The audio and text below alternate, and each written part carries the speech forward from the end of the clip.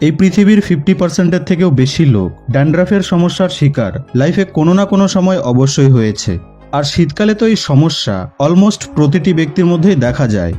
তো চলুন আজ এই ভিডিওটিতে আমরা জানি যে ড্যান্ড্রাফ আসলে কি, এটি কেন হয়, আর এটি ঠিক করার সায়েন্টিফিক উপায় কি।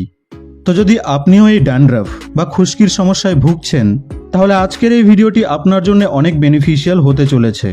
So let's begin. সবথেকে প্রথম প্রশ্ন, যে এই ড্যান্ড্রাফ আসলে কি।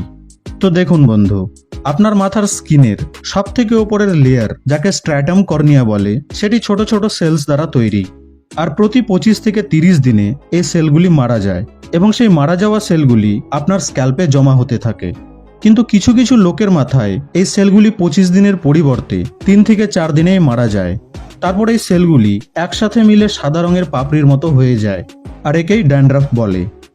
এবার দ্বিতীয় প্রশ্ন, যে সেলগুলি 3-4 দিনেই মারা যায় কেন? সোজা ভাষায় যদি প্রশ্ন করি, তো ড্যান্ড্রাফ কিভাবে বাড়তে শুরু করে। তো দেখুন বন্ধু, আপনার মাথার স্কিনে ছোট ছোট পোর্স থাকে, যেখান থেকে চুল গজিয়ে ওঠে। তো এই চুলের গোড়াতে একটি গ্ল্যান্ড থাকে, যা এক প্রকার তেল রিলিজ করে, যাতে আপনার চুল এবং তার আশেপাশের এরিয়াগুলি ময়েশ্চার থাকে। এছাড়াও আপনার স্কিনে এক ক্ষুদ্র ফাঙ্গাস থাকে, যাকে মেলাসিজিয়া গ্লোবোসা বলা হয়। এই ফাঙ্গাস সেই তেলকে খেয়ে বেঁচে থাকে, আর তেলকে খেয়ে এরা এক কেমিক্যাল তৈরি করে। এই প্রসেসটি প্রতিটি মানুষের শরীরেই ঘটে।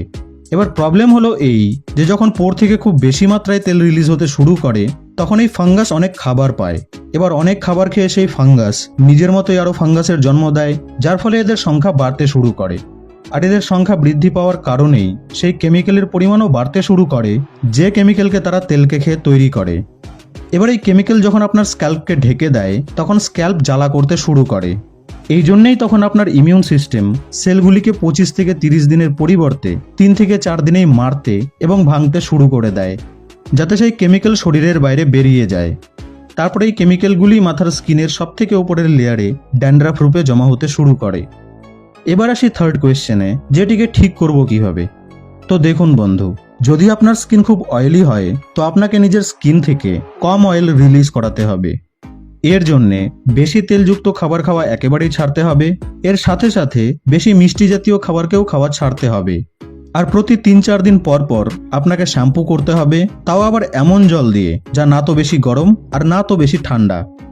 এবার দ্বিতীয়, ফাঙ্গাস দ্বারা হওয়া ইনফেকশন থেকে আপনাকে বাঁচতে হবে। এর জন্য কি করবেন, আপনাকে সেই সকল শ্যাম্পুগুলিকেই ব্যবহার করতে হবে যা জিঙ্ক পাইরেথিয়াম বা সেলেনিয়াম সালফাইড দিয়ে তৈরি। এছাড়াও কারো স্ক্যাল্প যদি খুব বেশি শুকনো থাকে, তো তখনও ড্যান্ড্রাফ তৈরি হয়। এটিকে ঠিক করার জন্যে আপনি jojoba oil, tea tree oil বা অলিভ অয়েলকে মাথায় ব্যবহার করতে পারেন, এবং মাথা ধোয়ার জন্যে আপনি সেই শ্যাম্পু ব্যবহার করতে পারেন যাতে স্যালিসিলিক অ্যাসিড আছে। No promotion. যদি কথা বলি ডেইলি হ্যাবিটের, তো আপনি বেশিক্ষণ ধরে একই জায়গায় বসে থাকবেন না। মাঝে মধ্যে দই খান, এতে আপনার পেটে গুড ব্যাকটেরিয়া তৈরি হবে। ভিটামিন B6 এবং B12 যেমন কলা, দুধ, পালং শাক, পনির, এই সকল খাবারগুলিকে খান। তো বন্ধু, আপনি কি ড্যান্ড্রাফের সমস্যায় ভুগছেন? কমেন্ট বক্সে আমাকে অবশ্যই জানাবেন। ভিডিওটি হেল্পফুল মনে হলে লাইক এবং শেয়ার করতে ভুলবেন না কিন্তু। আপনাদের সঙ্গে আবার দেখা হবে নেক্সট ভিডিওতে।